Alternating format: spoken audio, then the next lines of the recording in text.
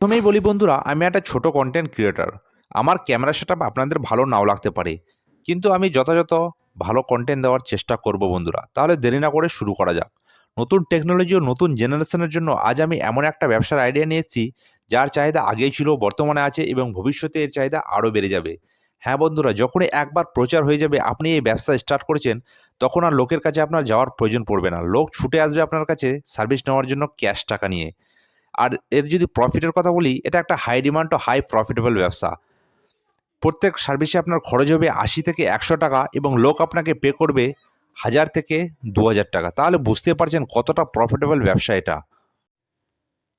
তাহলে এবার জানা যাক, আমি যে ব্যবসার কথা বলছি বন্ধুরা, এটা হচ্ছে ব্যাটারিকে রিজেনারেট করার ব্যবসা। বর্তমান সময়ে আমরা দেখতেই পাচ্ছি বাড়ির ইনভার্টার হোক বা ই-রিক্সা বা কার, ব্যাটারির ব্যবহার কিন্তু ব্যাপক হারে হচ্ছে এবং ভবিষ্যতের ব্যবহার আরও বাড়বে। আর এখানে একটা কথা বন্ধুরা, সবাই কিন্তু আমরা জানি ব্যাটারিকে ৩-৪ বছর ব্যবহার করার পরে সেই ব্যাটারির কিন্তু ব্যাকআপ একেবারে কমে যায়। তখন আমরা কি করি, যেসব ব্যাটারির বিক্রেতা আছে তাদের কাছে আমরা ১০ থেকে ১৫% টাকায় সেই ব্যাটারিকে বিক্রি করে আবার একটা নতুন ব্যাটারি কিনে ফেলি।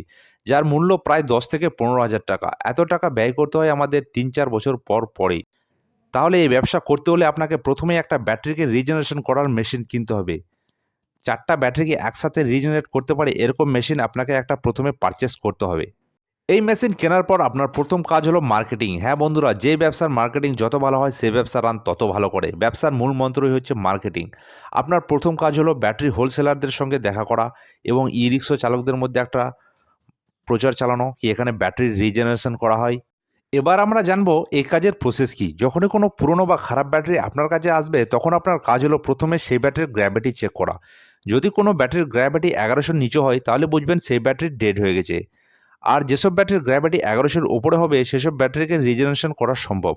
তখন আপনাকে সেসব ব্যাটারিকে ওই মেশিনে কানেক্ট করার পর ৩ থেকে ৪ ঘন্টা রাখলে কিন্তু সেসব ব্যাটারি রিজেনারেশন হয়ে যায় এবং আরামসে তারপর ২ থেকে ৩ বছর সেসব ব্যাটারি ব্যবহার করতে পারবেন। ৪ টা ব্যাটারি একসাথে রিজেনারেট করার খরচ হয় প্রায় ৳২৫০ টাকা। কিন্তু আপনি কাস্টমারের কাছে পার ব্যাটারিতে চার্জ করবেন ১,০০০ থেকে ১,৫০০ টাকা। তাহলে বুঝতেই পারছেন আপনার মুনাফাটা কোথায় গিয়ে দাঁড়াবে। আর একটা কথা বন্ধুরা, বাজারে কিন্তু ব্যাটারির মূল্য ১০ থেকে ১৫,০০০ টাকা। সেই জায়গায় যদি কাস্টমাররা ১,০০০ থেকে ১,৫০০ টাকা খরচ করে ২ থেকে ৩ বছর সেই ব্যাটারিকে ব্যবহার করতে পারে, তো কাস্টমার তো আপনার কাছে ছুটে আসবেই। এই ব্যবসাকে রান করার জন্য বন্ধুরা, সর্বদা আপনাকে ব্যাটারি হোলসেলার এবং ই-রিক্সা চালকদের সাথে কিন্তু কন্ট্যাক্টে থাকতে হবে। প্রয়োজনে আপনাকে ব্যাটারি হোলসেলারদের কিছু কমিশন দিয়েও কাজ নিয়ে নিতে হবে। কারণ ব্যবসার মার্কেটিং হচ্ছে কিন্তু ব্যবসার মূল মন্ত্র। এটা কিন্তু আমি বারবার বলছি বন্ধুরা। এই মেশিন কিনতে হলে আপনাকে খরচ করতে হতে পারে ৫ থেকে ৬ লক্ষ টাকা। ইন্ডিয়া মার্টে গিয়ে আপনি চেক করে নিতে পারেন মেশিনের দাম।